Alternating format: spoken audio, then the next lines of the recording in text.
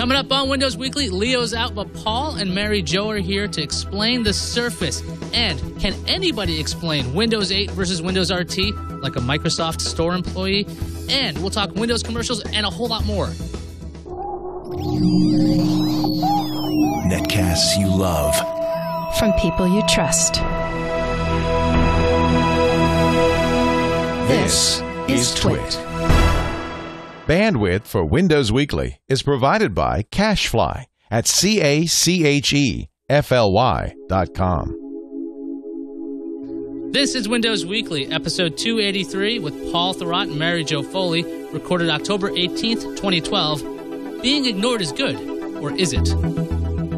Windows Weekly is brought to you by Audible.com. To download the free audiobook of your choice, visit audible.com/windows. And don't forget to get a copy of Brandon Sanderson's Legion absolutely free at audible.com/Sanderson. And by Ford, featuring available sync. Now you can control your media player with simple voice commands. Enjoy your drive while you easily search and listen to your favorite songs. Check it out on the 2012 Ford Focus or at ford.com/technology. It's time for Windows Weekly. This is the show where we take a look at what exactly Microsoft is doing with its operating systems, whether it's on the desktop, a tablet, a phone, or some weird conglomeration. We're going to be talking about that. I'm Iyaz Akhtar, and right now you might be noticing something. You're not Leo Laporte. Well, we've sent Leo on a really special mission. We wanted to see if he would view a very old woman performing music, and so he decided to go to Denver to watch Madonna do a concert. So we'll see how that turns out. He might come back next week. We don't know because, you know, Madonna concerts are very, very strange. Who knows what happens there? I don't know if the concert is sponsored by Microsoft, but thankfully, to talk about Microsoft and all their fun dealings, we've got Paul Thurrott over here. He's an author of something called a book without an E in front of it. It's Windows 8 Secrets. Also, all kinds of places on the web you can find him. Paul, how are you doing? I'm doing pretty well, aside from the fact that I can't see. You can't see. Why is that? I just had my pupils dilated today, so does a whole little. Does that make the news easier to bear when you can't read it? Yeah, it's better if I can't see it. Microsoft something, what the? That is actually one of the products that we'll be talking about, Microsoft something, what the. And thankfully, we also have Mary Jo Foley here to discuss all things about Microsoft, all about Microsoft. How's it going, Mary Jo? Hi, how are you? Good. You seem to be in another secret location. I don't recognize the non-bookshelf behind you. So where are you? I'm at a secret, undisclosed location in a bunker. In a bunker. Okay. Mary Jo, do you know something about the coming zombie apocalypse that we don't know? Yes, I do. Well, a heads up would have been nice. That's all I'm saying. Well, you know, if we're all going to go, we might as well be talking about Microsoft. Why not? You know, this is the way to really go out with a blaze of glory. Let's talk about bunkers because you guys got to see, I believe, the Surface RT before it's available. Surface RT went on pre-order, I believe, a couple of days ago. And, of course, Apple rained on that parade by saying, hey, we have an event coming. But who cares about that because the Surface is coming and the pre-orders have really slipped. I know Alex has got one coming and Leo's got one coming. I'm excited about it. What's going on with the RT? Actually, to be clear, neither Mary Jo nor I have actually had time with the Surface. So we are actually among the few people who do what we do who have not seen these things. So you have not tried it out? Nope. Never?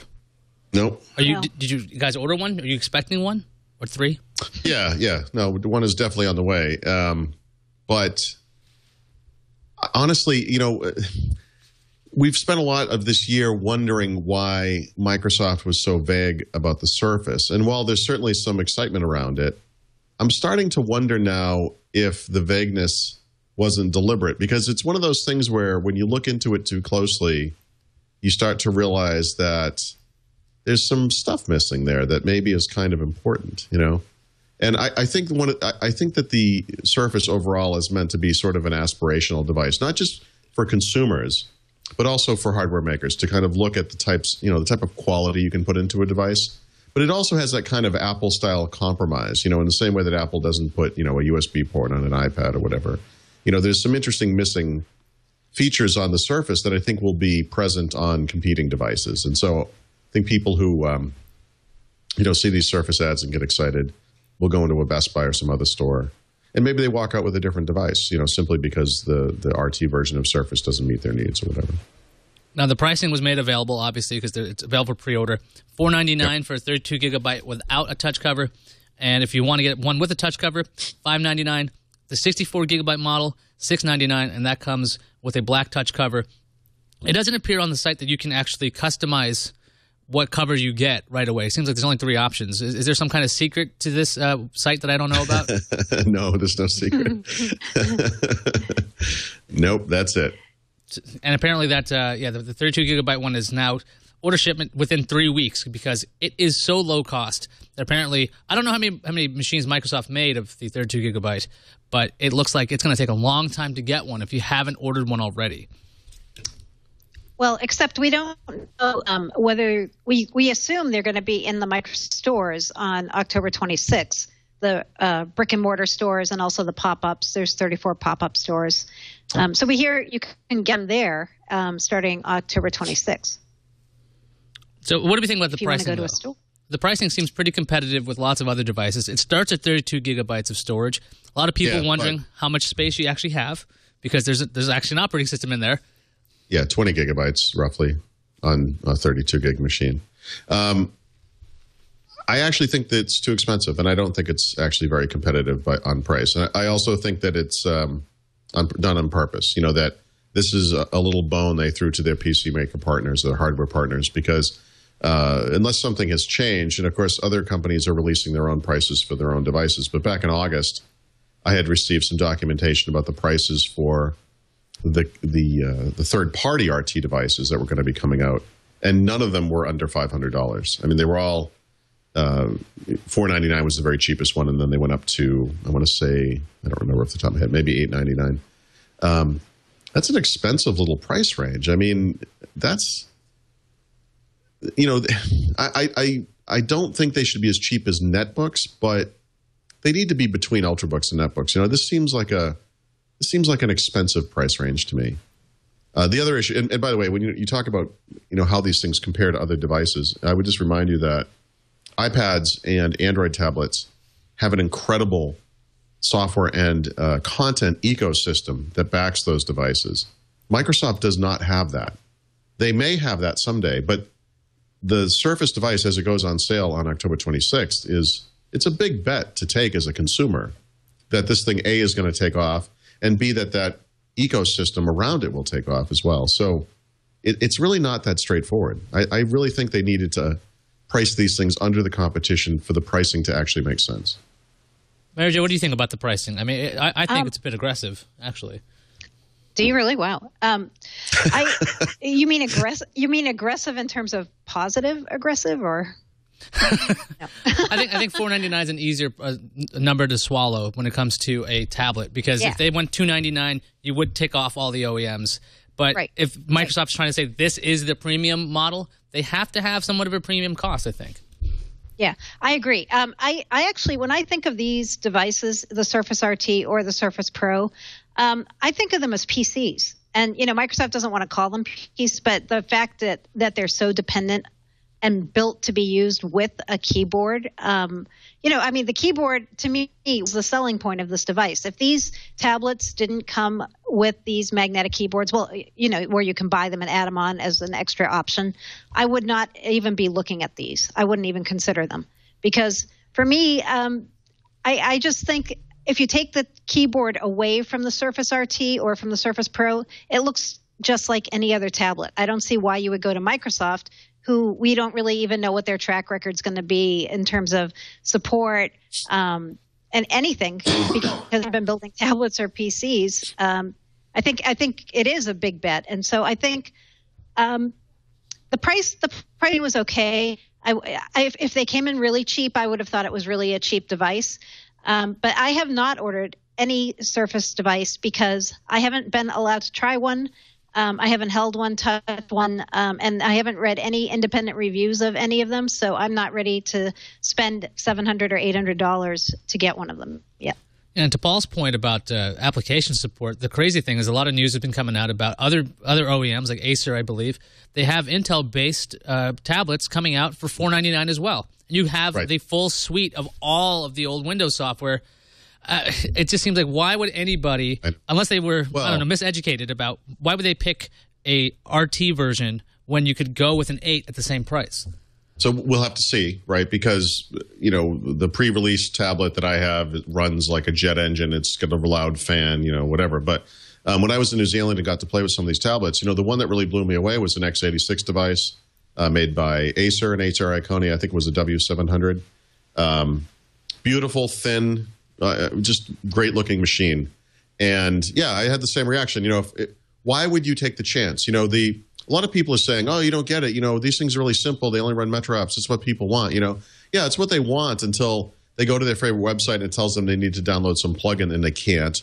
Or, yeah, I got to get iTunes. Oh, that doesn't work on RT. Or, you know, Adobe Photoshop Elements or Windows Essentials, which includes Photo Gallery and the SkyDrive application. You know, there's all these things that just don't work there. Now, it may work there eventually, right? I mean, eventually we're going to see, hopefully, Metro-style apps that take the place of those other applications, or maybe even Microsoft might port some of its own desktop apps to RT in a bid to make it more viable in the marketplace. But you know, this first version it's a big risk for someone as a consumer to buy into. You know, when you bought an iPad in 2010, that thing could run iPhone apps. Now today, that's laughable, right? Who would want to run an iPhone app on an iPad? But at least there was that capability.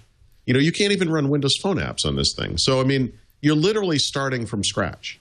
So there's no backlog of stuff you can run on it. You know, when you buy a Windows 8 tablet, you can at least bring forward all your old stuff. I mean, looking down at my own taskbar, I do use iTunes, even though I hate it. I use Visual Studio. I use, Skype. I use Windows Live Messenger. I use Windows Photo Gallery. I use Photoshop and Word. And I use these, you know, desktop applications. It's nice to be able to make the transition to this kind of mobile computing world of the future by bringing forward some of those applications. And that's just not possible in RT. Yeah. I'm going to give you a contrary view to that because I am a person who has almost no apps installed on my PC. I really am somebody who doesn't use a lot of apps. And apps I do use are things that I can use either in the cloud, like Office web apps, and luckily, my beloved Notepad, which is on Windows RT, thank goodness. If Notepad wasn't there, that was a deal breaker, but it is. Wow. And so I think, you know, for somebody like me, and I think there are surprisingly a number of users who are like me who don't need things like Photoshop and apps like this on their PC. I think an RT tablet makes sense for us because, yeah, it's nice. We have a choice of apps and yes. I agree with that. I absolutely agree with it. The problem isn't someone that needs all those apps. The problem is what's going to happen is a lot of these people are going to get one of these things and they'll need one of those, you know.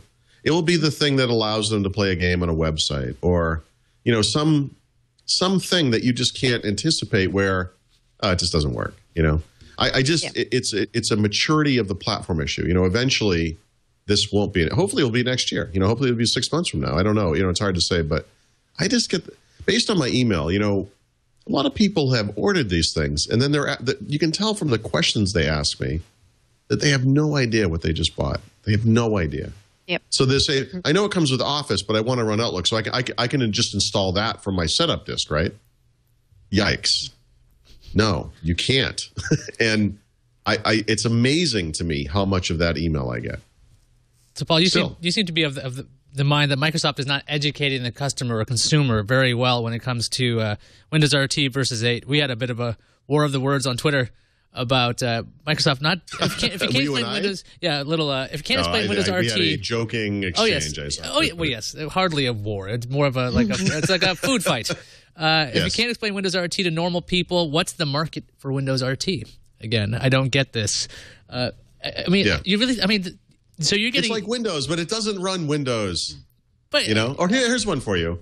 Microsoft on October 26th is going to launch Windows 8. And alongside Windows 8, they're going to launch their new line of computers running, no, not Windows 8, running Windows RT. The version of Windows that doesn't run any of your Windows apps. I mean, it's like a joke. You know, it's unbelievable to me. It's just, how could you do that and not effectively communicate what you're doing to people? It's like they're. Yeah. How do they not get that? It's amazing. It's just amazing.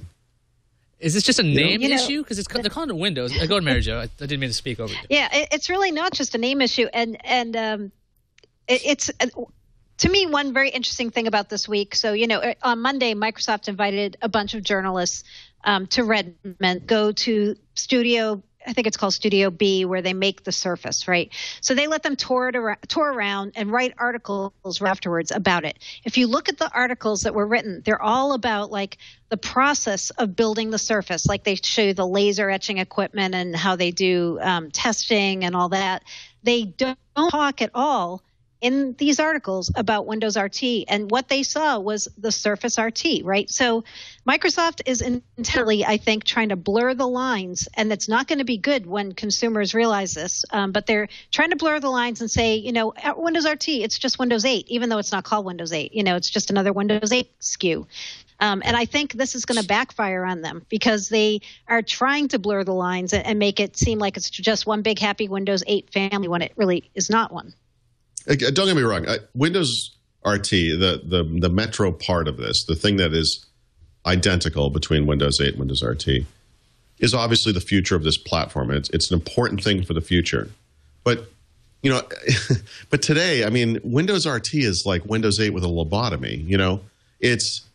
There are 1.3 billion people using Windows today. Every app that runs on those Windows computers will not run on Windows RT. Every single one of them. Like it just doesn't compute, I mean, I get that they need it. I get that this is the future. I get where it's going, but we live in today, not the world of 2 years from now or 5 years from now. I think that it's weird that there's a desktop because that further leads to this confusion. That when you see the desktop as a normal person, obviously you make that connection. Well, it runs these apps. I can go download Skype, or obviously there'll be a Skype app, but I mean, I can go download whatever app I need, or a browser plug. You don't even think about it. Why would it not work? It's Windows, That's always been the beautiful thing about Windows, this compatibility that they brought forward. So they don't do it this time, and there are strengths to that. There are good reasons for that, and eventually this will be in some ways the superior version simply because it doesn't bring forward the legacy deadwood. And it's nice that they have this choice. I just think it's weird that on day one, they'll have an RT device, not a Windows 8 device. They'll sell the Windows 8 software in the stores, and they'll let their partners sell Windows 8 devices. It's just a weird mix of things, and it does confuse the matter. Not just somewhat. I mean, a lot. And again, I'm basing this on the now several hundred emails that I've gotten where they're depressingly simple-minded questions that clearly betray that these people have no idea what they're talking about. Which is not their fault. And they're not stupid people. It's just Microsoft hasn't done a good job of explaining what's happening. Here's a new device. Get excited. Something that's going to happen next week, right?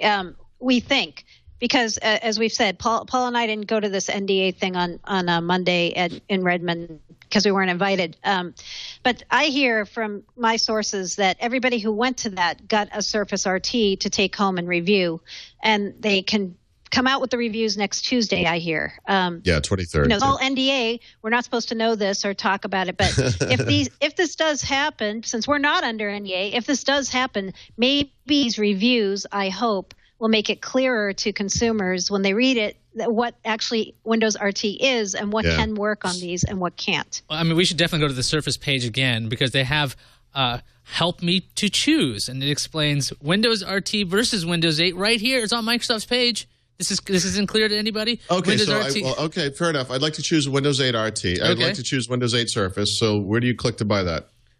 That's not an option. Oh, but that's weird. Why would I have to choose because that? Windows RT contains many of the same features as Windows 8 and also contains some different features. It doesn't say anything like it's got very limited situations, but it does say, although you can install apps directly from the Windows Store, you can't install apps on the desktop on Windows RT. So they are telling you that. Right, but hold on one second. Right there, you're actually highlighting something that I feel Microsoft is also doing wrong.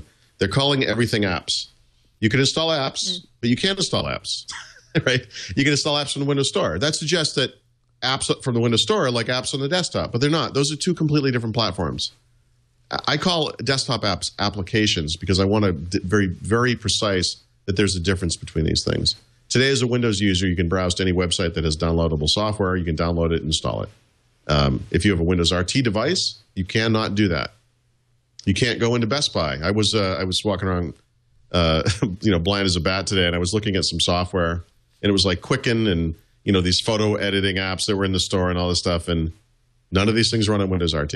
And I get it. The world's moving on. I've heard this. I've heard there's a cloud and there's internet software. I get that, but this stuff is just here today. This is what this is the normal existence for people right now, today. And none of that stuff works. And that little thing you were showing there doesn't really do a good job of highlighting that fact. Well, it's only in tiny text, and you only have to click help me to choose and scroll down a bit. I mean, it's really easy to see, clearly. Is it in a footnote? Is it a footnote? Where is it? It's under some bullet points, and there is a footnote saying similar things. Footnote number 3, Surface with Windows RT works exclusively with apps from the Windows Store. It seems like if Microsoft really wanted no confusion, they should have just dropped the desktop entirely from Windows RT. It should not have a desktop. The way to sell Windows RT is not to say, number one, it doesn't do a lot of stuff. I mean, I get that. They're marketing a product. I get it. The iPad doesn't run Mac software. Got it. But, the iPad did run iPhone software. I mean, there was a stepping stone to it. You had something to hold you over until there was a lot of native stuff. It's a problem. I mean, it really is a problem. Well, do you remember, Paul, it was on Windows Weekly, it was last year, I think, you reported that you had heard Microsoft was going to not have the desktop on Windows RT, and they wouldn't clarify that for months. And when they finally did, it was everybody was kind of like, what? So you are going to have a desktop? But the only thing that can work in it is Office, your 4 Office apps and IE and some Microsoft utilities, and that's it. So it's basically you don't have the desktop, but you have it because you needed it. I can't remember. So just to be clear about that, I mean, I said that because somebody from Microsoft told me that, and what became clear after that was that there was an internal debate about this topic. How do we handle this? And one of the things, I think I've written this recently, we've certainly talked about it, is this notion that, Windows 8 and RT will be updated over time, have already in fact been updated, right? Because they are incomplete and they're immature new platforms, right? So this is something that has to happen. It occurred to me recently that those updates don't just have to be like features that improve Metro, right? Why can't they improve the desktop to make it work more seamlessly with the Metro environment? In fact, one of the things they could have done if they'd had more time, perhaps, or had just waited until Windows 9 or whatever, would have been to make to modify the desktop so that in RT by default it worked in some mode where those desktop applications like Office just worked full screen, and that was it, and there was no taskbar. That they would then thus behave just like Metro apps, right? There's no reason they can't in the future update the APIs on the desktop side of the fence so that application developers and the built-in apps can act in that way if the user wants it to do that, that they want that more seamless experience between Metro and desktop applications. That's definitely a possibility. But by putting by putting the desktop in Windows RT, obviously there's a certain amount of power to that. I mean, it is kind of neat that you have those capabilities. But, I don't, anyone, you, I, or any normal person off the street who's used to running Windows 7 would see this thing, see the desktop, and assume they can do certain things that they are not going to be able to do. And it's going to be disappointing to people, I think. And it's going to surprise them in what, there are a lot of people, I run mostly websites, I'll be fine. But isn't that the reason why the Windows 8 has this vast departure from its UI? I mean, when you hit start, you can't get that screen back. I mean, you get this big start screen. So isn't the idea that this giant visual departure is a sign that if you were using Windows before, this is not that. The fact that you can kind of bring up the desktop again, it doesn't seem like that's where Microsoft wants you to even look, because it's like when you have Windows 95 and you can bring up a DOS prompt, but they didn't want you to do that, and there's really no reason to do that anymore. Yeah, this is a tough one because I've said in the past, and I certainly believe this, that Microsoft very specifically does the Metro thing on purpose, right? They want to get you used to this because this is the future as they see it, the future of their own platform. And so for Microsoft, that is a good move. For customers, a better move would have been to understand what the device was and act accordingly. And that if you boot up Windows 8 on a desktop computer like I do, the first time it boots up, it should go to the desktop. And it should bring up a little thing that says, hey, by the way, you can do this, this, and this if you want. Here's how you can do it. And when you bring it up on a tablet, it should come up in the Metro environment because that's how you're going to want to use it on that device. But it should be configurable for the user. That's how something like that becomes user-centric, not Microsoft-centric. I appreciate why they did it. I sort of agree that they, agree that they did it. But ultimately, when it comes down to it, I mean, I'm not here to prop up Microsoft. I'm not a Microsoft cheerleader or a Microsoft supporter. I am someone who supports Microsoft's users, like Mary Jo does as well. And I don't know. It's not the best thing for users ultimately. Mary Jo, do you think that Microsoft can explain in the store? Because this device is not available everywhere. It's available online and in Microsoft stores. Are they going to be able to explain that, oh, by the way, that HP Envy X2, that does this and Surface does that? I mean, is there a way that they can get their employees up to speed? They have to. I don't know what they can do, but they have to do this. The other thing I'm thinking in my head is lawsuits, right? If they don't do this and people buy this thinking they can run these apps, and then they come back and they try to return them and say, hey, you didn't tell me I couldn't run these apps. That's just a gigantic nightmare waiting to happen, I think. So I think they can train. I don't know if they have enough time, though. I mean, it's 1 week away from today that Microsoft's holding this launch in New York, right? And so they're out there, finishing up the construction on the pop-up stores, and hopefully they've just not now started training employees about Surface RT, but I kind of bet that's the case. I mean, they've been so secret about it. They haven't let Surface RTs out of their site, so I'm sure they haven't been seeding their store employees with these devices way early and saying, hey, let's get you up to speed. I bet they're just starting now to get them up to speed, right? And they're using like a cardboard box to pretend that it's a Surface because nobody can touch these. Hey, so pretend this is a computer, right? Yeah. If this was a computer, it could run just as much Windows software as Surface can. But wait a second now. If these are people at the Microsoft store, I would think these are a particular kind of people that take a job at Microsoft, because it's not exactly like a particular kind of person. I would think, well, it's not just like a regular mall job. I'd assume that there's a bit of vetting when it comes to the people they hire. It's like Orange Julius or Microsoft store. It's like the Gap. Who's open right now? Yeah, I would assume, at least I think, at least on the. I want to work in the hot dog stand where it's got the rainbow outfit. Do you have that place?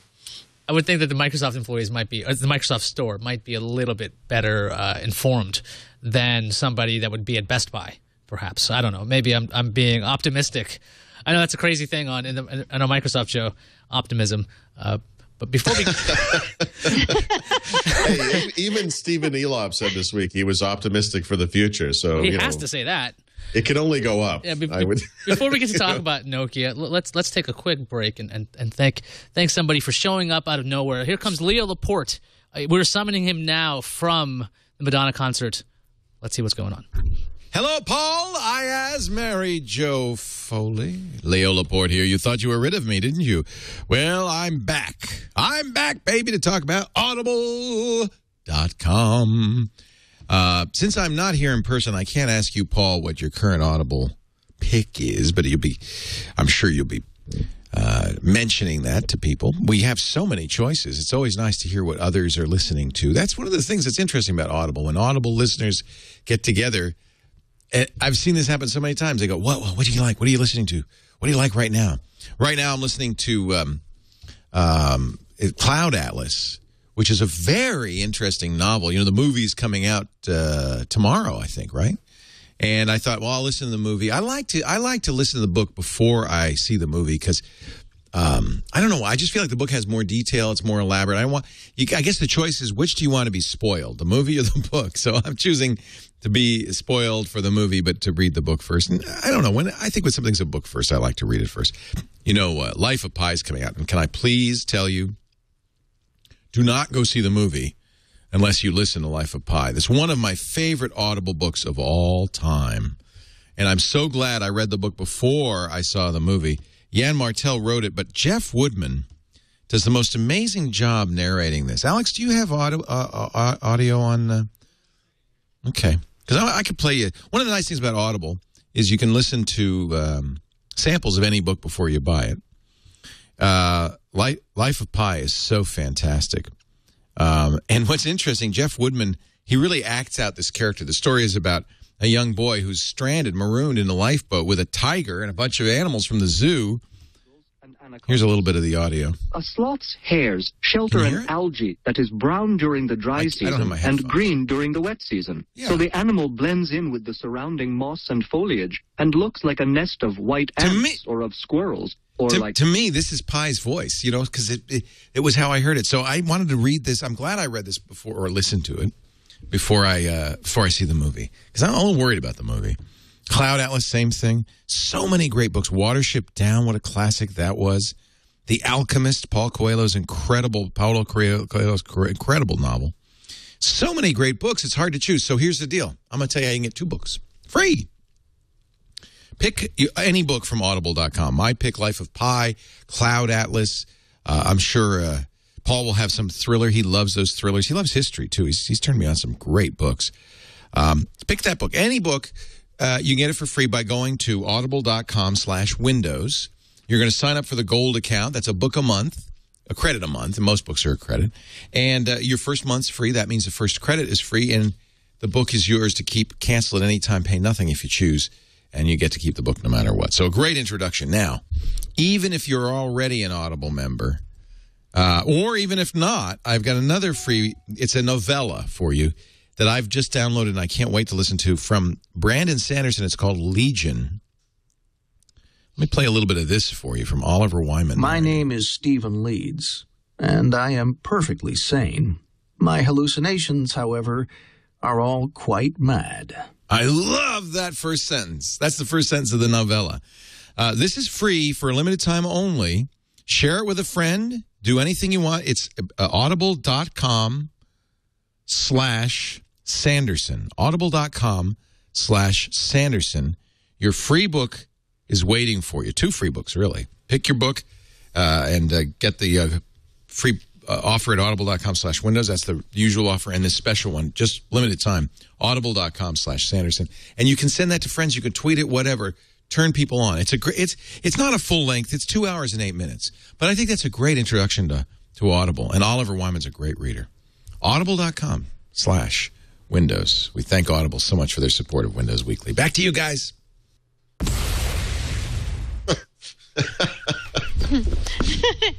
That was pretty good. Yeah, the chair blew up and we lost the wings. We had to replace the chair. Lots of happenings here. So if you listen to the audio there, that was Leo Laporte thanking Audible for their sponsorship of Windows Weekly. Let's talk a bit about Nokia. They had their earnings today. And the thing is, a lot of people were happy. If you're a share owner of a stockholder of Nokia, shares went up about 9%. And you might be wondering, hey, did they do really well? Yeah, they lost less money than was expected. So that actually is always very good on Wall Street, which is very strange happening here. But we have Microsoft and Nokia, they're buddy, and Stephen Elop is talking up how much he loves Windows Phone because he wants everybody else to get in the game. Is that the right strategy, Paul?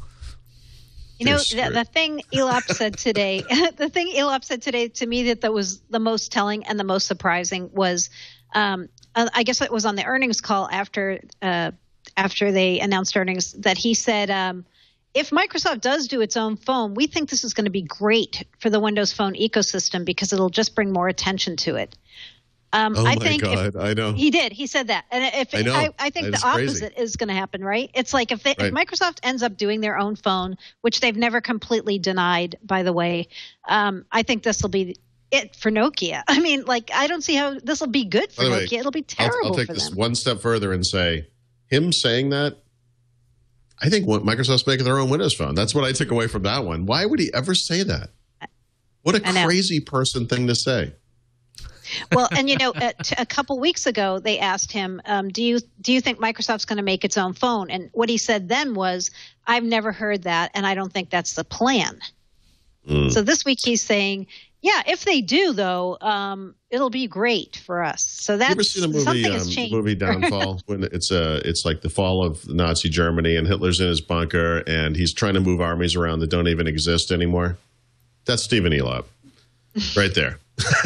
You just compare the military strategy, right? Yeah, this company once ruled the smartphone world in a way that no company does today. Not Android's not a company, but in a way that not even Android controls the market today. And they are racing toward also-ran status. They sold more non-Windows Phone smartphones in this quarter than they sold Windows phones. Just thinking about so what are those phones? Does anybody even know? What, the Asha brand that's running that? No. Those are not smartphones. These are like legacy, like Symbian, Migo, whatever they made. I don't know what they even did before. Whatever these things are, they sold more of those than they sold of Windows Phone. Well, could that just simply be because Microsoft said, "Oh, by the way, every piece of hardware out there is now outdated, and we won't update you to anything other than called Windows 7.8. It could be, but actually, I bet if you went back and looked at the previous 3 quarters or whatever, that was probably the case every single quarter as well. Now, obviously, this past quarter was a problem because of that announcement you're referring to. And it was also the first quarter where their Windows Phone device sales did not improve dramatically over the previous quarter. But we're still talking about really small numbers. I don't think it was so much that people stopped buying because they felt like they were burned. Because I think if you still go into an AT&T store, I bet they're still selling Lumia 900s. Yeah, they are. Because the guys aren't going to tell you there that this device isn't going to get Windows Phone 8 operating system. They're not going to tell you that. I think it's more a case of just like in the PC market, right before a big launch of new platforms is coming, people just hold off on buying. So I think people, even regular consumers, do know and have some realization that Microsoft is about to launch a brand new phone platform. I think that message is out there. You have just put like 30 different thoughts into my head, but let me throw them out really quickly if I can. One is, what do you think the bleed over is between people who have walked into an AT&T store this week and bought a Nokia Lumia 900 and those who have purchased a Windows RT Surface device? And then the other one is, I have a Lumia 900 and it's blue, right? So it's kind of a unique looking thing. I have now been approached by at least 30 different people who have asked me this question. Is that the new iPhone? And that question betrays the same sort of, deer-eyed innocence that normal people have toward technology topics because they really just don't know what's going on in this market the way that we do. They're just normal people. We can't begrudge them that or make fun of them for it. They just have no idea what's going on. And that's why this Windows RT thing we were talking about before is so important. They're selling this. They're not selling this device to the tech, digerati or whatever. They're selling it to human beings, to normal people. And there's a bit of subterfuge is a bit much, but it's just confusing. I think that these people don't know what they're getting into. Well, I gotta hold up here. Now, Mary Jo, you think that that people are actually aware that something's going to happen in the Microsoft phone space? How do regular people even know about that? Because I cannot imagine a human being walking around Petaluma right now that has any idea that Windows Phone 8 has an event happening soon on the 29th, nor do they know about Windows 7.8 or any of that stuff. Yeah. I think they're aware of the new Windows, not the phone. On the flip side, they probably have some general awareness when Apple does stuff, right?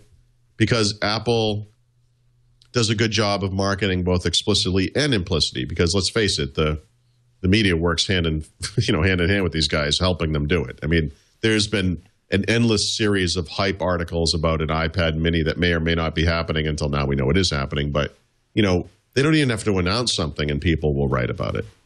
It's a big perception gap there. Yeah. But to your point, Iyaz, yeah, you're right. I think there are some people who realize that it's the season when Microsoft's going to launch a new phone and a new Windows PC platform, but I'm sure there's many more who don't. You're right. But people keep coming back to, users are really mad because Microsoft's not going to upgrade the platform, and so that's why they don't want Windows Phone. That I think has even less understanding and realization. I don't think anybody except us pretty much knows about this. The people in the tech press and people who really are tight with tech. Right. Yeah, that's because we have to dig through the news and not know what the heck Microsoft's doing half the time. I mean, I think we knew they were having events and we didn't know what they were for. people know about Windows launches because they only happen once every 3 years. They're kind of big events. Apple launches a new product like every 3 months. I mean, there's every year you're going to get iPods, iPhones, iPads, and then the Mac stuff is not really a big deal anymore, I guess. But, they generate these. It's like 3 times a year, 4 times a year. I mean, it's a big launch event product cycle. That's how they do things. It's like event marketing, Microsoft can't. By the way, this is completely off topic, but did either of you see the story in the New York Times this week that made fun of BlackBerry? Did you see this? I did. I read that for leisure, and we ended up covering it on Tech News Today. This was one of the most insanely misguided articles. It was on the front page of the paper, by the way. It was so misguided and so horrible. The premise of this story was basically that you are not just embarrassed to own a BlackBerry, but you are actually denied services in some places because people see that you have a BlackBerry. There was a story about a person who needed to charge their phone, and the guy in the restaurant or store or wherever it was said, "Oh, absolutely." And then she pulled out her BlackBerry, and he said, "Oh, no, we can't charge that." The premise being that we can't do it because it's a BlackBerry. I'm sure it was because he had an iPod, iPhone charging cable or whatever. But, that's disgusting. But that is the type of press you get when you're not Apple.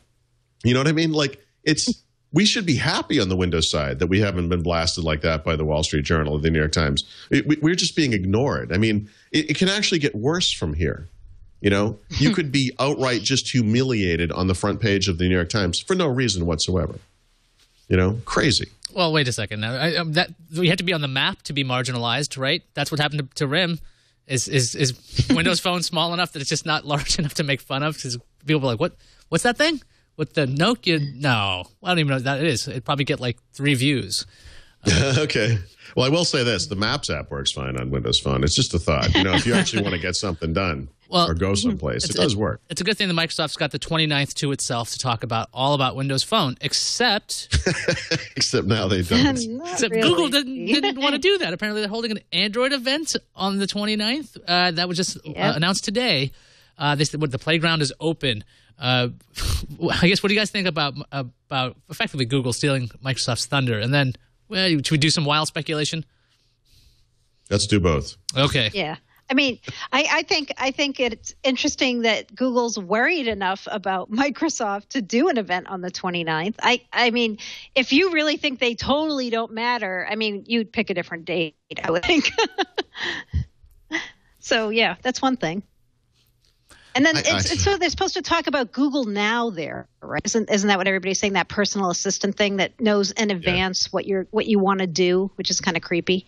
They should call it IntelliSense. I think someone has a trademark. Or Clippy or something. Yeah. Yeah. Well, I don't know.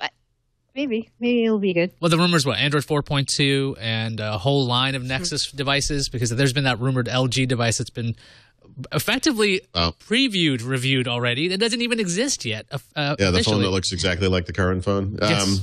I think 2 thoughts on the Android stuff is, one, I'm surprised more companies don't do this kind of thing.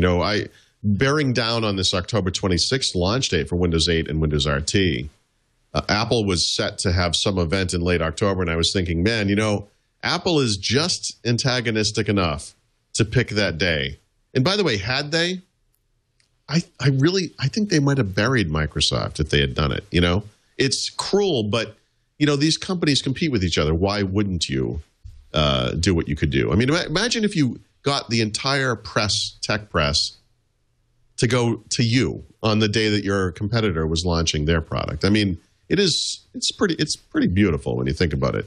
So I'm surprised more companies don't do that. But when it comes to Android and Windows Phone, honestly, I mean, I bet they didn't even know. I mean, I don't actually really? think this. I don't think this factored into their plans at all. And that when someone told them later that this is what happened, they were like, "Oh, that's hilarious." I really don't think they even factored that into it. I really don't. I disagree. I disagree with you on that. Google hates Microsoft and vice versa so much. Come on, sure. They knew.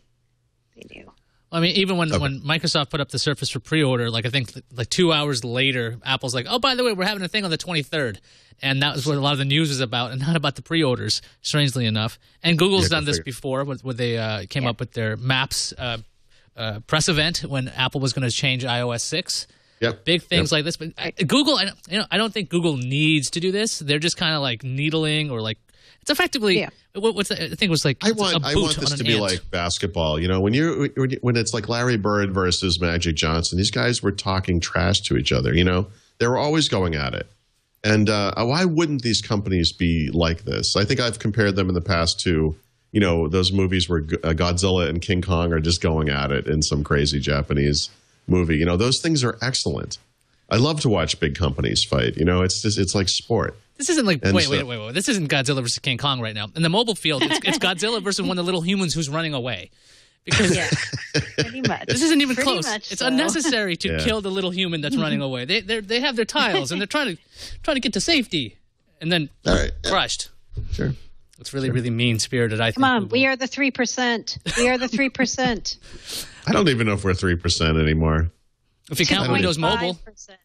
Count Windows Mobile, and if you count Windows CE, Pocket PC still wow. I'm kidding about Pocket PC. I used to have. I love Windows Phone. I really wish it was doing better. I honestly feel that it's better than everything else out there. I like it better. I don't understand the complete ambivalence that I see to it, and that's really the danger. I'd written something about this recently, where, and you know, of course, touched on this theme today, that antagonism is wonderful, but like ambivalence. That's the worst. You know, I mean, if they're just ignoring you, you're making no impact at all. You know, that's a big problem. Wait, didn't you just say that being ignored was good for Windows Phone? Now you're saying ambivalence is bad?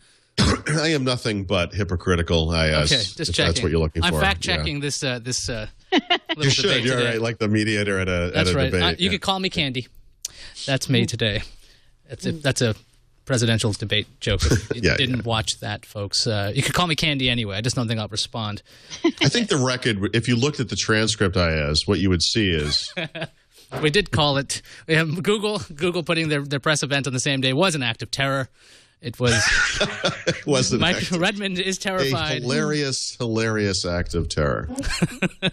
Well, let's go into Windows 8 because that's where Microsoft's safety is. It's all Windows all the time. We got a week away from launch, and as we talked about with RT, the only way you can get apps is through the store. But what's the latest app count going on in the Windows Store? 5,500? Is that number accurate? Yeah, that's accurate. That's the number of Windows Store / Metro style apps. So it's not the desktop apps, just the new apps. That's come from WinAppUpdate.com. They're counting the apps every week. So Netflix is already in. I like this line. Skype is rumored to be in soon. Why would it be rumored to? It's Microsoft Skype. Why on earth is that not like there? Obviously, the speculation is that a Skype app of some kind will ship within, a reasonable amount of time of the launch of the app of the OS. There's no Pandora right now. Xbox Music just launched a couple of weeks ago, or at least so that's going to be pre-installed in Windows 8, right? So why would Microsoft pre-install Xbox Music, but feel like they couldn't do that with Skype? I don't think it's ready yet. That's it. It wasn't antitrust concerns at all. It's just like, we don't have it done yet. Well, no. For example, Office 2013, when I talked to those guys back in, June or July, whenever that was, they said, look, we're going to have Skype integration in Office. It's not there today. So I don't know if this happens in the final version that's shipping, next month or whenever that is, or if it gets released via some update in the future. But, that stuff is going to integrate into everything that Microsoft does over time. So obviously Windows Phone 8 will have a Skype integration of some kind.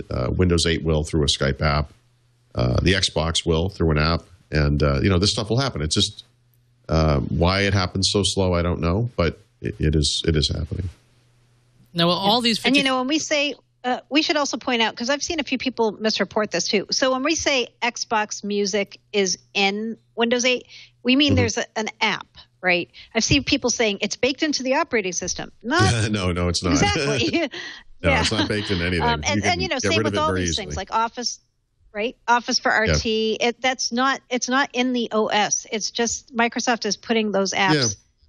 By the way, it's interesting that you put Pandora in this list, because Pandora was one of the apps that came up in the context of Windows Phone 7X about 9 months ago, where Microsoft knew that there were several key apps they just didn't have and that they needed to have. And if they couldn't get them, they were going to have to get alternatives. And Pandora was one of them.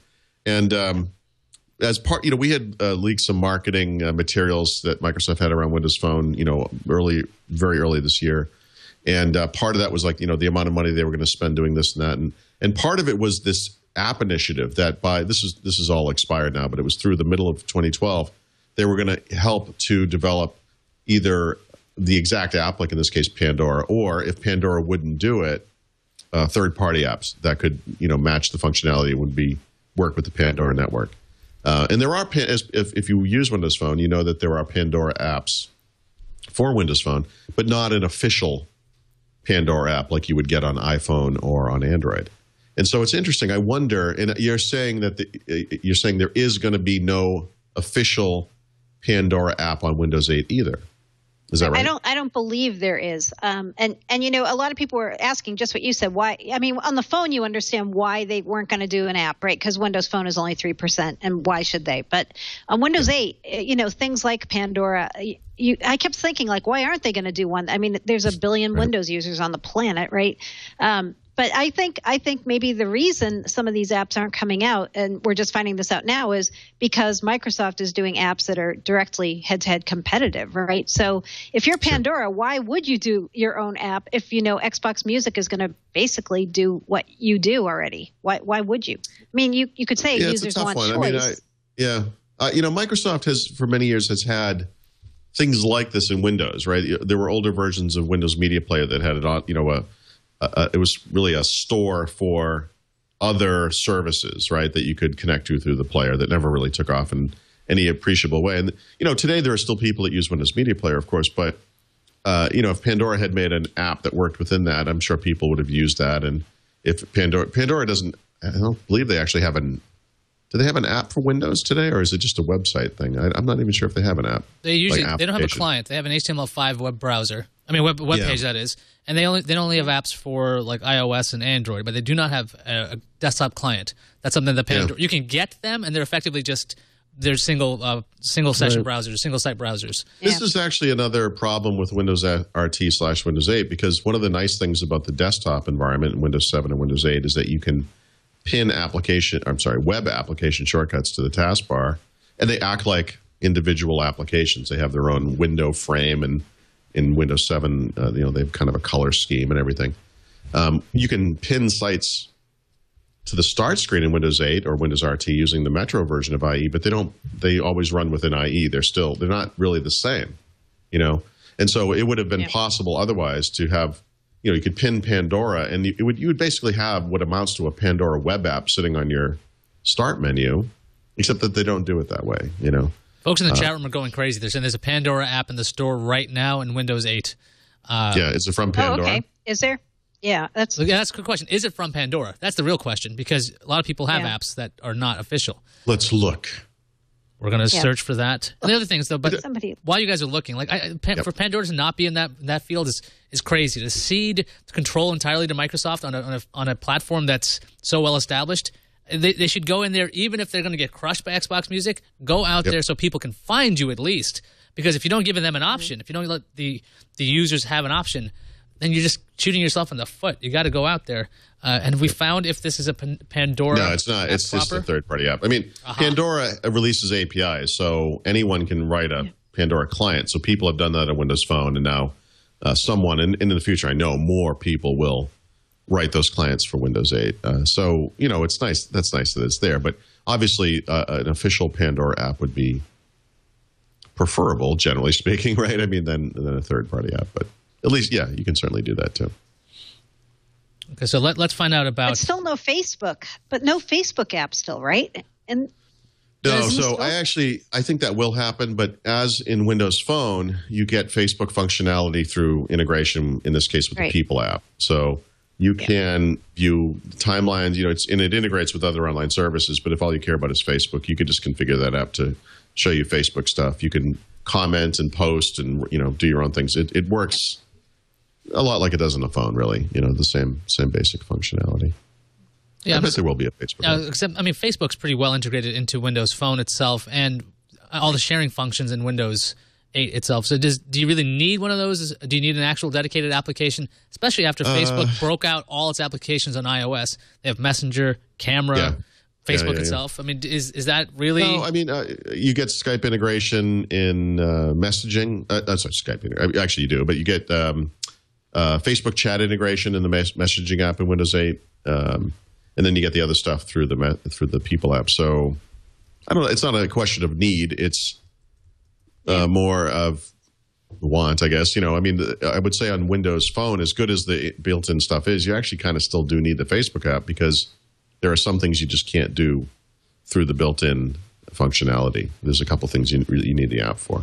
Is Microsoft ever going to be able to explain to people that the quality of applications matters more than the sheer number? I mean, 5,500. These could be amazing applications. Yeah. Yep. If they hit everything you need, this should be fine. But the thing is, if it doesn't say 500,000 apps, people freak out. Is there a way to convince people? I feel very strongly that the quality is more important than the quantity, assuming you reach some bar. One of the problems on Windows Phone is we don't have Instagram, for example. We have Instagram, not clones or things that are like Instagram. I don't think anyone wants something that's like Instagram, right? They want Instagram or whatever. And so I've seen this problem on Windows Phone, and there's an app count thing, there's a quality thing, but then there's also that notion of key apps, and this is big. Angry Birds, we're going to get that on Windows 8 like 17 years after it came out on iOS, or whatever the time frame is. Mary Jo, what do you think about the numbers versus quality? Cool. Yeah, I think it's impossible to ever convince people that this would be something good, a good metric. I agree, it is a good metric, but I also, when I've been looking in the Windows Store for apps, I still don't see a whole lot of apps I want. The apps that are missing for me are like local apps, like Museum of Modern Art app for Windows 8. Doesn't exist yet, and those are the kind of apps that I would find more compelling and downloadable. The things that are in there, I don't see a lot of stuff I want. So, but I'm a woman of few apps, so. I keep thinking about all the apps that people use because they can't really use a full browser because a lot of these tablets are limited. But if you're running an x86 version of actual Windows 8, applications they're effectively web apps. You don't really even need to have these things because it's a real computer. What a crazy idea! And I'm just kind of curious about when it comes to RT and the tablet functionality.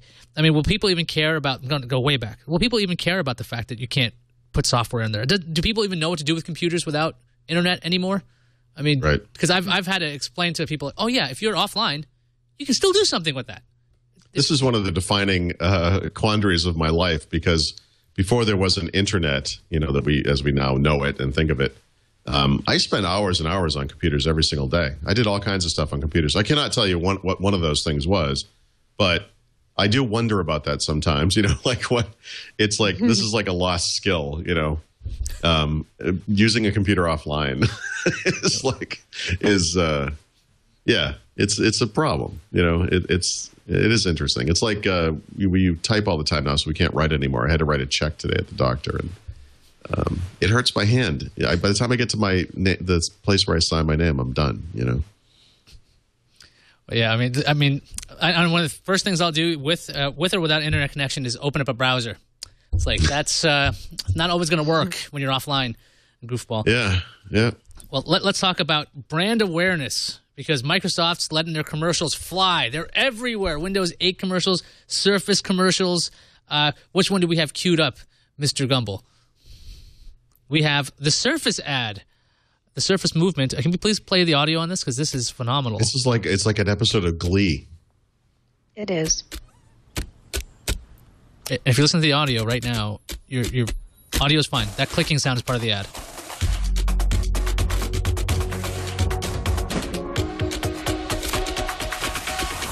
If you're just listening to the audio, there's people dancing around with Surface tablets. That clicking sound is connecting the keyboard to the Surface itself. And then there's a man who's being combined with Surfaces.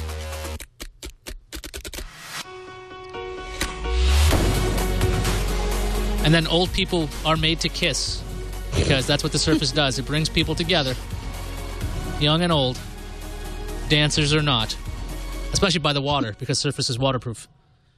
That's not true. I mean, who doesn't love a good musical? Okay, now I got to ask this. Where on earth do we actually see what the Surface does in that ad? I know it's got magnets. You don't. That's great, Actually, by the way, that's probably the best thing it does do. That whole magnet clip onto the keyboard thing. It clicks and it's got a kickstand. I bet that is the signature Surface move right there. But that stuff's great, but they didn't show what it is. Like, it's a keyboard, Iyaz. What the hell do you want? It's a tablet computer. Nobody knows what it does. It's like, oh, look. Okay, snap. Listen, here's a normal person's reaction. So yesterday, whenever that showed on Dancing with the Stars on Monday, right? That commercial. That was the first time. So my mom calls me the next day. She goes, so I saw this Microsoft commercial last night on TV. I'm like, oh, yeah, you saw the Surface commercial. She's like, yeah, I guess Microsoft's in the board games or puzzles now. And I was like, no, Mom, it was a computer. And she's like, it was? Wow. Okay, that's a normal person, just normal. And my mom is a Windows 7 user, and she's got a PC. All right, guys, so I don't know what that commercial was supposed to be, but yeah. I saw that ad, and I was like, what? I mean, I know Microsoft's had some really bizarre commercials. Of course, everyone brings up the Bill Gates Seinfeld thing, but yes, that had nothing to do with Microsoft. This at least showed the product for about half a second each time as it was being clicked. I actually think this ad's cool. It's hip. It's it's obviously mostly young people, and I think it's not. They're going after that iPad demographic. It looks like an iPad, but it has a keyboard, so it's kind of bridging those two worlds. You thought that people could actually recognize that as a tablet computer, especially with that tiled interface? That's what I'm kind of curious about. They were touching it. They touched it. Oh, they were touching it, were they? Yeah. Oh man. They were swiping. That's what you do. Well, if the biggest function for the Surface is to gather people around at a table or at a park or make old people kiss, if that's what it actually does, then Microsoft's competing in a field that nobody else is in. So good on you guys. They own it. They are the market leader. They are. Yeah, that's right. So in that field, whatever that is. Well, yeah, we don't know what you're selling, but let's compare it to the Windows 8 commercial though, which I really liked actually, and it also not really fun with features, but you got a way better feel for what is Windows 8 from that first commercial. Do you guys have that anywhere around? There's the four ads that leaked, or the one that was official. Alex will search for that. YouTube updated their layout or something, which is confusing me. So while he searches for that, but once those again, ads, Google has screwed over Microsoft. Algorithm making it harder to find Microsoft product videos. But I mean, I know a lot of people. I like the ads I've seen so far. So the Windows 8 stuff and the Surface ad, I think these are nice. They're just peppy and positive, and like I said, mostly young. And well, the last peppy positive ads Microsoft had, was, I believe, for the Zune. Here we go. Here's the Windows 8. You saw a Zune ad somewhere? Yes, I did. Here's the Windows 8. I Only Want You is the song. This ad has everything. It's like violence. There's like a kid striking an animal, I believe. People ripping off monitors off of laptops. Violence. Don't you want the countdown to keep going? Like they get to 8 and they stop, and you're wondering where the rest of it is. Yeah. Oh boy. Okay. I really think that ad is the spiritual successor of the Start Me Up ad from Windows 95. Okay, so I really do. Okay, what do you think of the music choice of "I Only Want You"? Is that good? Start Me Up is pretty good. To have an opinion of that music. Well, it didn't make you run for the hills. Trying to be hip. Microsoft tries to be hip. That's what it was. Now the Surface actually isn't shown in that ad, right? These are all third party or unnamed tablets and PCs there. I mean, that actually does show what Windows 8 does. And it did look like, you can play Fruit Ninja on it, because that's what you want to do with a device of this magnitude. I love the fact that we send people into space, and they're basically powered by calculators, these computers, but we'll take this beautiful convertible hybrid laptop and play Fruit Ninja on it. Yeah, it's what my daughter would do with it. Okay, well, we will not have your daughter run the space program. That's what we'll do. No, you don't want to do that. She can't even run her own bedroom. You don't want her in charge of NASA. That's good to know. But back to the actual ads. I think that the more education Microsoft can do with those ads, and if you actually understand it to be Windows, do people really even know what their operating system is? I'm not even kidding here. Do they even? I think people have an understanding that if you're using a PC that you're running Windows, people routinely mix up Windows and Office. I can tell you that. I get a lot of email from people who think that Office is part of Windows, which is going to make them love Windows RT because that one does include Office. But yeah, I mean, right. I mean, it's funny. You know, this is all the same topic really that we've been having throughout the show. I mean, for normal people or average consumers and so forth, there are certain details of things that are obvious to us that they just don't understand, and maybe they shouldn't have to understand. So I think they just know that new version of Windows, touch, got it. You know, a lot of people are going to think that, and maybe accurately, that this is Microsoft trying to catch up with Apple on the multi-touch front, and you know that they're going to support these devices, and they are. You know, and that's fair. It's definitely a better series of ads than To the Cloud. You know, it just occurred to me as we were talking. The family ads. Remember those family ads from last year? Those are the worst. Yeah, that's what I'm those are the worst. Right now. Okay, well, you know, one of Microsoft's best campaigns, I thought, was that I'm a PC campaign, which was their very belated but I thought effective counter to the I'm a Mac, I'm a PC ads that Apple was doing, and those ads were nice too, and they showed the diversity of the people that use Windows and the size of the market, and they were nice. There was an ad before the ad, Alex? Is that true? There was an ad on the ad. The marketing message we have today is a complete refutation of I'm a PC, because we're not PCs anymore, are we? We're devices. Like, they've walked away from the PC. So in 2 short years or whatever. PC, and I've been made into a stereotype. I'm a PC, and I'm not what you call hip. I'm a PC, and I wear glasses. I wear glasses. Hey, I wear glasses. I wear jeans. And I study jeans. And I design jeans. And I design green buildings. I'm a PC, and I study the law. And I practice the law. And I challenge the law. I'm a PC, and I blog for Obama. And I broadcast for McCain. And I have a beard. I'm a PC and I have 3 rings. I'm a PC and I have 1 ring. I turn number 2 into energy. I'm a PC and I want to protect peace. I'm a PC and I'm connected to more than 1 billion others worldwide. Roger that, Houston. I'm a PC. And my name is Roger. I'm a PC. I'm a PC. I'm a PC. Yeah, I'm a PC too. I'm a PC and a human being. Not a human doing, not a human thinking, a human being. I'm a PC and I sell fish. That's a really good ad. Again, didn't show exactly what the operating system does. So no, it doesn't have to, though. Why does everything have to be literal? I don't know. You know, it's operating systems are perfumes, though. Not an infomercial. It's not like you can actually understand what the product is in an ad, especially for an operating system. It's not a perfume, or it's where you can't possibly imagine that through a television. That ad was a good ad. It was a very to good ad.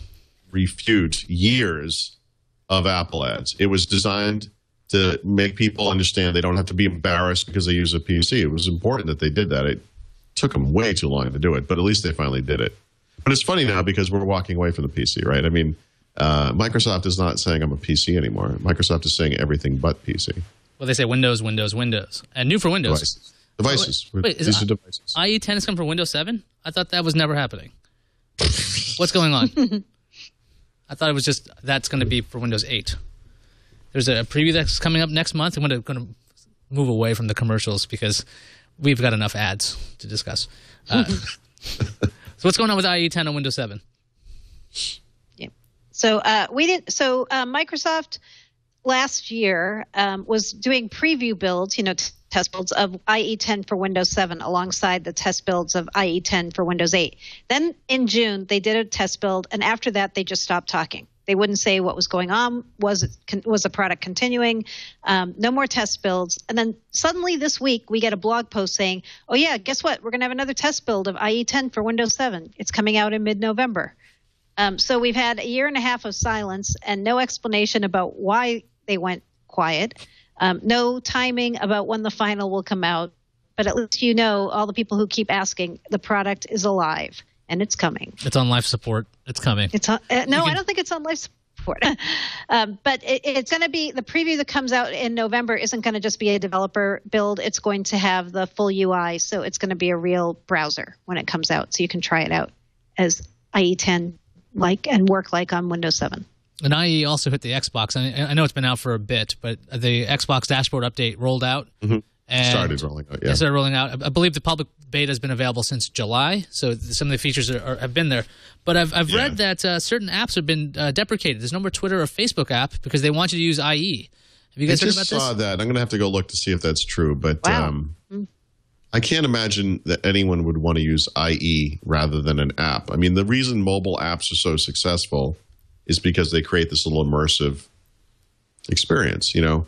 And the same thing would be true on the Xbox 360. I mean, the browser is not an ideal way to do those things. And so I'll look into that one. I did see that same story, but I haven't seen it yet on the Xbox. I need to look. Well, the Twitter news doesn't surprise me, considering the way Twitter's been acting with its unification of all of its looks. Yeah. So their app, at least on iOS, is very similar to their website at this point. So there's really very little differentiation there. But apart from having to actually type in Twitter in IE and Xbox, or say, I guess, twitter.com on Xbox, seems like, actually it's not such a hard deal when it comes to Connect and everything there. So we have Xbox Music. What does this mean? Here's what we know, what we don't. I don't know anything about it. And it's like, it's blank. You notice it's just blank. What do we do? You guys are experts. Help me. I have a list of queries I put in with Microsoft that I expect to get back sometime this century, because there are so many questions around the Xbox Music stuff, specifically and mostly around the legacy stuff. Zune devices, Zune PC software, Windows 7, Windows 7 support in general, phone, all these things. There are people who have the old-fashioned Zune Pass where you actually get 10 free songs a month that you can download in MP3 format. What happens to those guys? I mean, there's 15, not a million, but there are many questions, and there's just some stuff we don't know yet. So, Microsoft has put out some explanatory pages on the web and so forth, but as people would, because people use these services, they're looking for that one thing that they use, and they don't see it, and they ask questions. And some of this stuff we just don't know yet. One of the crazy things about Xbox Music, as far as I understand it, is if you want to listen to Xbox Music for free, the only way to do that is on Windows 8. If you want to do it on an Xbox, it's going to cost you money. Why is the Xbox actually the worst experience for Xbox Music? Well, okay, so it's a little more nuanced than that. I mean, first of all, Xbox Music is more correctly thought of as a set of services, right? Before there was an Xbox Music, or you on an iOS device or using some other platform, that you can go to iTunes and you can buy songs. And that iTunes has a service that will match your songs from your own collection and allow you to upload your songs, or match the ones from their collection and host your own collection in the cloud. And that is actually separate from iTunes in the sense that it's a paid service and it's something different. But we also talked about Pandora and related services like Spotify, and those are streaming music services that come in free and paid versions that are separate from iTunes and separate from iTunes Match, and are different things. In that in the world of today, there are different companies who offer some of these services. Apple has some of them, Amazon has some of them, Google has some of them, and then there are just weird third-party, smaller companies like Spotify and Pandora and so forth that also have some of them, and no one has all of those things. And so the point behind Xbox Music is to bring all of that stuff together into a single set of services branded as Xbox Music. So you can get all of these things. The thing that's confusing about it is that when you look at Xbox Music as it works across Windows 7 PCs, Windows 8 and RT devices, Windows Phone 7X and Windows Phone 8, and then the Xbox, these things all work a little differently on every single one of those things, and not sometimes a lot differently, and so it's confusing. It's confusing because it's a lot of stuff, and I think and I asked Microsoft this question. We'll see what they have to say to this, but I think one of the downsides to the Xbox, as cool as it is and as good as it is, and I use it every single day, is to take advantage of a lot of this stuff, including, by the way, that new version of IE for the Xbox that you're talking about. You need to have an Xbox Live Gold subscription, which costs $60 a year. You can get Netflix for free. Obviously, you have to pay for Netflix's service, but you don't pay Roku to access Netflix on a Roku device. You don't pay Apple to access Netflix on an Apple TV, et cetera, et cetera. You do pay Microsoft to do that, though. You have to have Xbox Live Gold, and is a little tough one. I mean, that shows you how Microsoft can go for the wallet when they control a market. It is true that Xbox Music on Xbox 360 requires 2 subscriptions to take full advantage of the service, which means you need an Xbox Music Pass, which is $9.99 a month, and you need Xbox Live Gold, which is $60 a year. And when you do that, you can stream most of the songs that are available in your market. I think in the United States we're talking about 18 million songs. Worldwide, it's about 30 million. It varies, from market to market, of course. And it gives you access to their collection for streaming purposes. You cannot download to the Xbox 360. You can't play anything offline. You have to be connected to the internet, and you have to have those active subscriptions. The Windows 8 is the best case scenario, Windows 8 and Windows RT, because for a limited time, for the first 6 months, you have unlimited streaming even without paying for an Xbox Music Pass. After that, it's going to go down to, I think it's 10 hours a month. And the reason they're doing that is to promote Windows 8 and Windows RT, their new systems. They want people to upgrade. It's just a simple thing. They just want people to upgrade. So that's why it's different. Before we get to even more Microsoft news and your questions for Paul and Mary Jo, let's summon Leo Laporte once again. Let's see what message he has for us. One more quick interruption, if I might, Paul, Mary Jo, to talk a little bit about Ford and Ford Sync. Haven't talked about that in a while. I wanted to give you an update. I've tried Ford Sync now with the iPhone 5 on my Mustang, my 2010 Mustang. There was some concern about whether the new Lightning cable supported iPad out and so forth. All Ford Sync vehicles and my Ford Touch vehicles have at least one, some of them 2 USB ports, just regular ports. So I plugged my Lightning cable into that, plugged the iPhone 5 into that. Lo and behold, Sync saw it. I was able to control it, browse it, do everything I could do with the earlier iPhones. That's wonderful news. That means I can control my iPhone with my voice over Bluetooth or over USB using Sync. Browse your music collection by genre, album, artist, playlist, or song title. You could say, play My Baby Takes the Morning Train, and it'll play Sheena Easton, boom, boom, like that. You could say, if you like a song that's playing right now, you could say, play similar music, and Sync will do it. Listen to entertainment on almost any device. You can voice control music no matter how it's stored on your smartphone via Bluetooth streaming or USB drive. Yes, you can literally put everything on a USB drive and just plug it in, and it will index the drive and show you what's on it on your screen or tell you by voice. MP3 players, of course, 2 iPods, iPads, iPhones. Ford Sync's amazing. Oh, here's a nice one. Using available Sync with My Ford Touch and HD Radio, you can do iTunes tagging. So you hear a song on the HD radio, you say, I like this, tag it, and you can buy it later when you get home from the iTunes store. Best of all, Ford offers Sync on every 2012, 2013 Ford vehicle sold in the U.S., including the hot 2012 Ford Focus. You got to try it. Go to a Ford dealer, say, I want to test drive the Sync. Bring your smartphone, too, and really live it up. I'll tell you, from now on, every car I get, it has to be a Ford because it has to have Ford Sync. Find out more at Ford.com/technology or drive one at a Ford dealer near you. Go further in a Ford. Pixelated. Okay, there we go. Thanks, Leo, for that message from Ford, and we appreciate Ford for sponsoring Windows Weekly. Let's go through some business news here. We got Microsoft buying companies left and right. They got lots of money because, of course, you're paying for your Xbox Live subscription. They just happen to have money sitting around. Well, who do they buy this week? So Microsoft bought 2 companies this week, we found out. The first one is called Store Simple, and Microsoft describes them as a cloud-integrated storage company. What they really do is they sell storage appliances. So Microsoft bought a device vendor, which Microsoft's downplaying that, and they're saying we didn't buy them for the hardware, but it did kind of make me think about the whole devices and services mission of Microsoft. And here's another example of them doing a device by buying this company. The other company they bought is called Marketing Pilot, and they are a marketing CRM kind of a company, and they have add-ons that Microsoft's going to probably integrate in with its Dynamics line of products around CRM and maybe around ERP. I don't know. So they bought both of those this week, and Store Simple, they just have announced intention to acquire, and Marketing Pilot, they closed on it. And all of this is happening probably this week because tonight, right after Windows Weekly is over, Microsoft's going to report their Q1 earnings for fiscal 2013.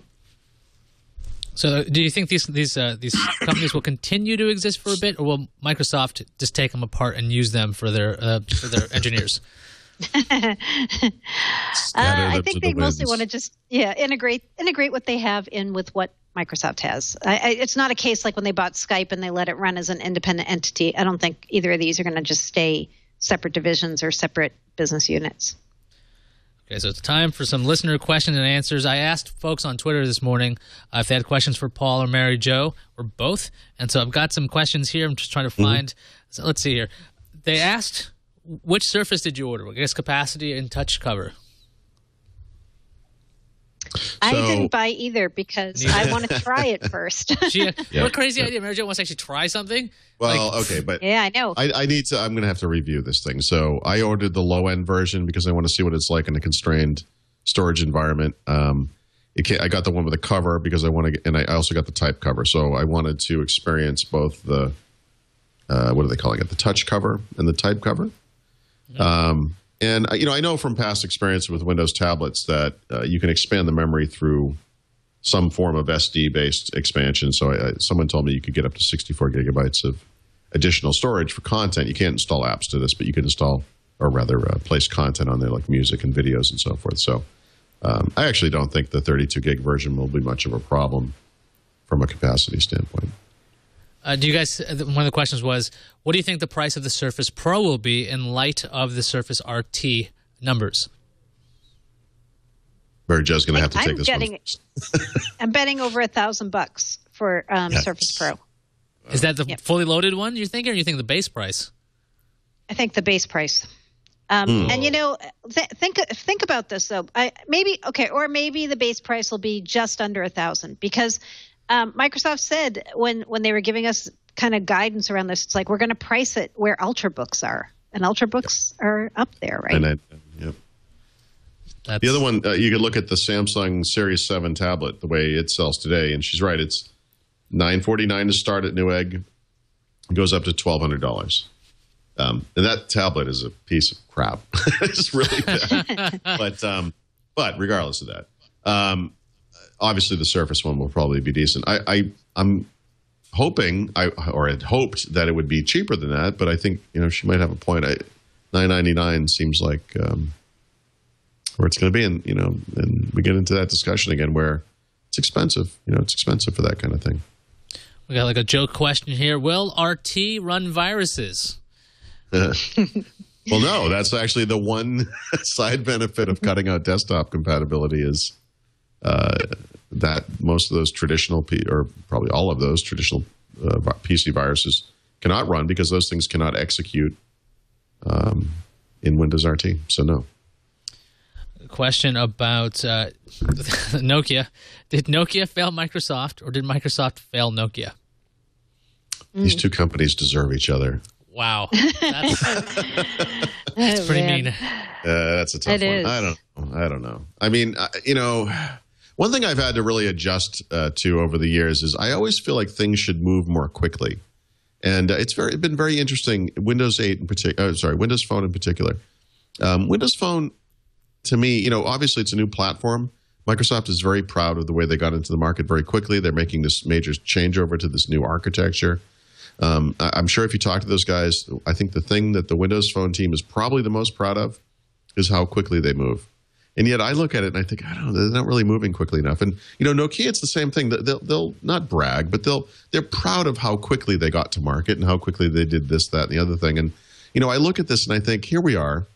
They're coming out with these new devices, and they look exactly like not just the previous devices, but also the N9 or whatever it was. It's like the same exact form factor. And it's like, I just don't see this sort of rampant, quick-moving innovation kind of thing happening. I mean, and so I don't know. I think there are issues on both sides, and we'll see. I think that Nokia's continuing spiraling of the drain is going to force Microsoft's hand with Windows Phone. They might have to, even if there were literally no plans to make a Surface Phone.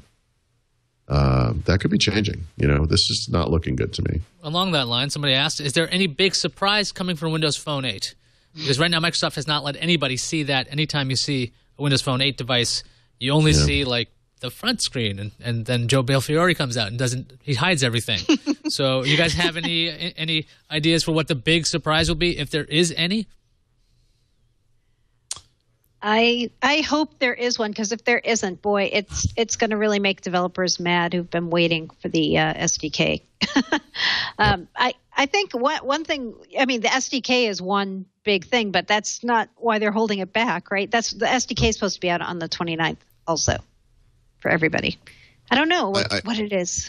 I think I agree with you. I also hope that there's something, but I actually believe there is nothing. And I guess the way I would structure this is, it is my opinion, and I don't have a device here, the final version of the OS or anything, but it is my opinion that every single feature of this thing has leaked in some way, shape, or form. That said, most normal people don't know about this stuff, and so some of the stuff that's coming, I think, will be surprising to people. The ability to back stuff up to the cloud finally, the ability to upload full-size photos to the cloud finally, some kind of parental controls through a Kids Corner feature, the data smart, data aware, whatever they're calling it this week, that stuff. I think all of it has leaked, but I think some of it will still be surprising to people, and hopefully that will be enough. But yeah, like Mary Jo, I really hope there's something. I just can't imagine what it could be, or that it will be, Maybe they'll come out at the last minute and say, hey, these apps will run on Windows RT. Surprise. Jub in the chat room said the big surprise it'll run Android apps. Maybe Microsoft bought BlueStacks. Right. I mean, BlueStacks is just hanging around. Capitulation, yeah. Why not? It's like, okay, we have all the apps in the world. Now we have the number. Shut up, everybody. Enjoy our tiles. Somebody wants to know, how are developers finding the tools for making binaries for both RT and regular Windows from the same code base?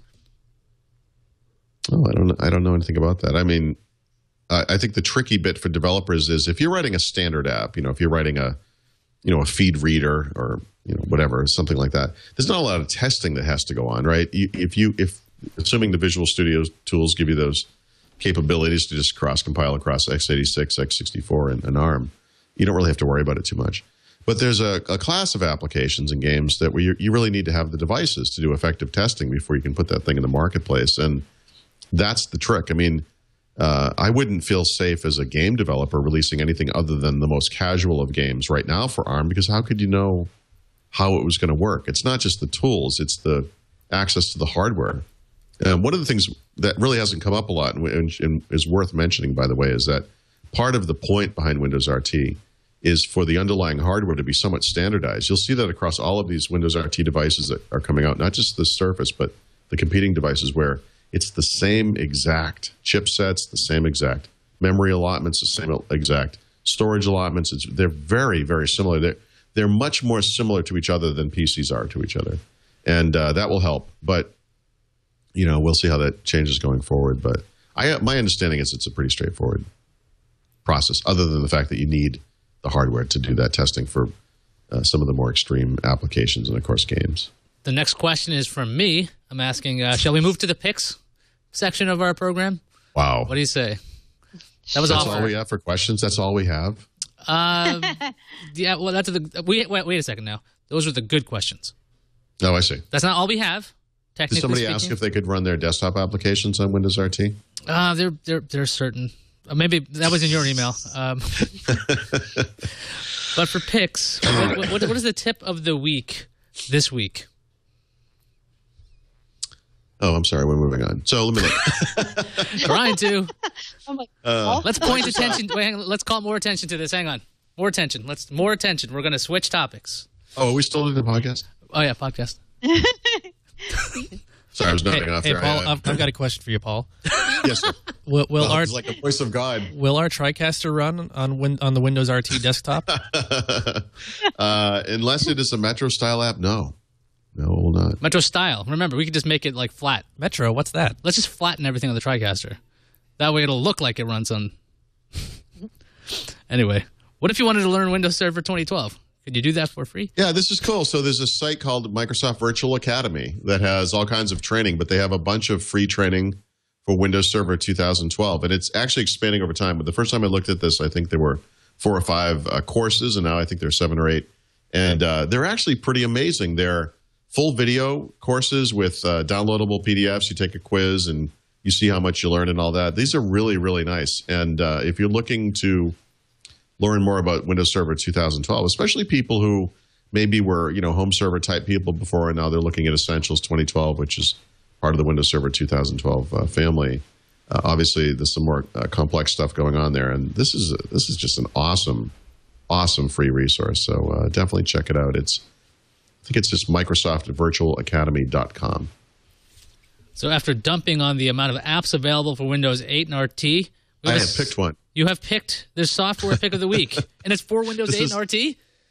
Yeah, it's for both. It's my first, I believe, actually, is it? Actually, I believe it is. First one of this episode, definitely. It's the first one, I would say it's the first app in the store that I actually have to have, like I that I would want. And if I'm running Windows RT, this is an awesome thing to have. Now, this is not leading edge or new, to a lot of the world, but we have a Netflix app for Windows 8 and RT. I'm sure the next couple of weeks are going to be a very interesting episode in the release of apps that we're familiar with from other platforms. But obviously they do the Windows 8 or Metro style presentation.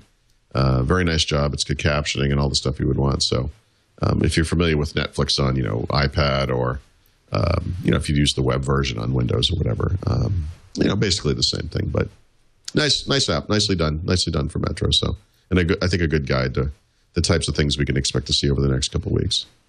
So you won't have to install any weird plugins like Silverlight to run Netflix. Yeah, that's convenient. That might be something you want to look into, say, on Windows RT.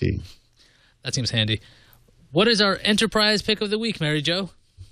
Enterprise pick is a version of Office 365 that we didn't know until this week that existed. It's called Office 365 Midsize Business. And Microsoft's going to make this available in November. So as the name implies, it's for mid-sized businesses, like companies with about 10 to 250 employees. And it's a lot like Office 365 Enterprise. So it gives you all the traditional Office 365 services like Lync Online, SharePoint Online, and Exchange Online. And you also get, as part of this, the ability to download Office Professional Plus, which is the big SKU of all the Office client apps for each of the users that's covered under this. It's going to be priced at $15 per user per month, or in other words, $180 per user per year. And for our codename pick of the week, we're going to talk about a character from Scooby-Doo, correct? Different Daphne on this codename pick of the week. I always get that wrong. So I've made Daphne the codename pick of the week before in a previous episode, and what it was originally described as was the replacement for the Zune PC software client. But now I have some more information about what this is, and it's very interesting.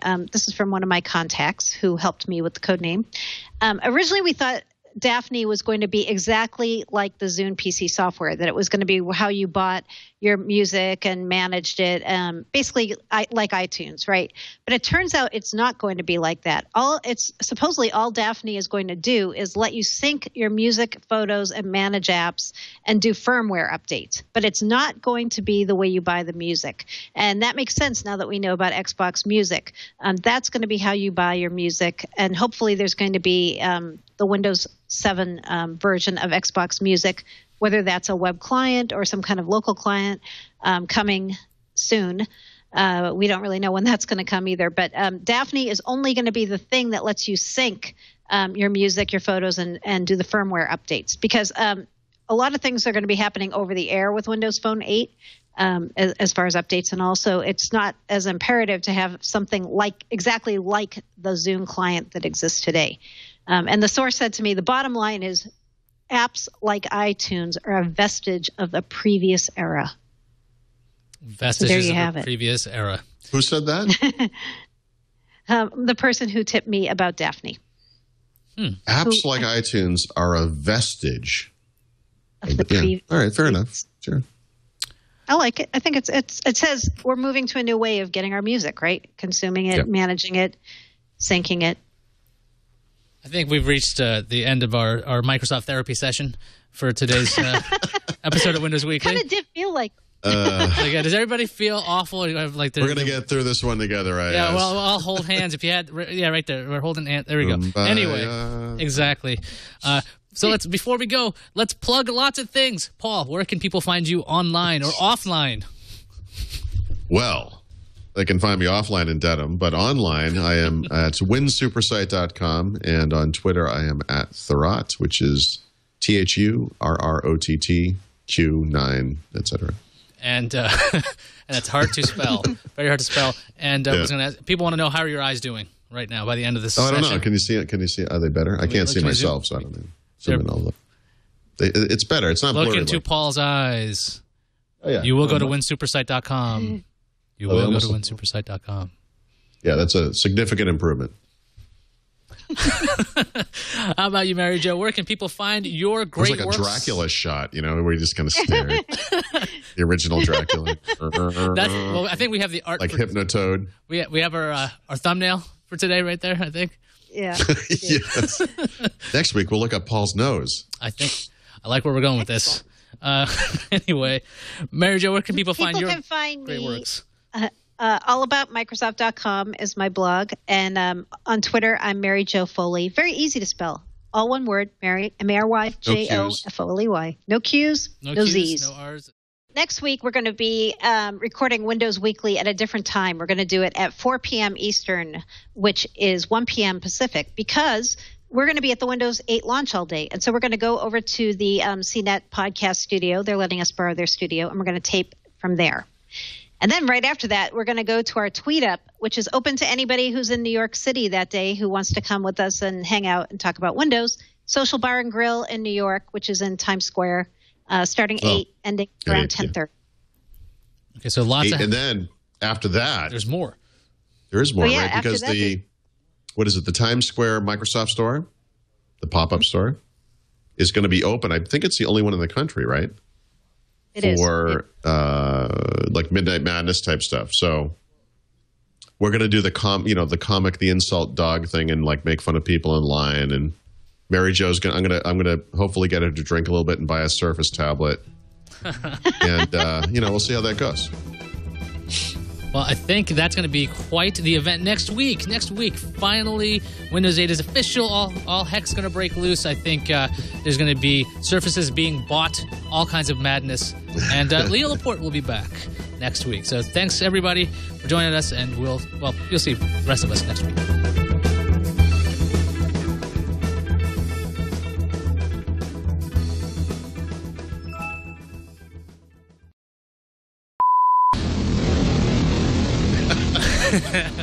Nice. Buy Windows RT. You want a Surface? Whoa, that sounds like Steven Sinofsky in my head. That's really strange. I recommend 64 gigabytes of storage.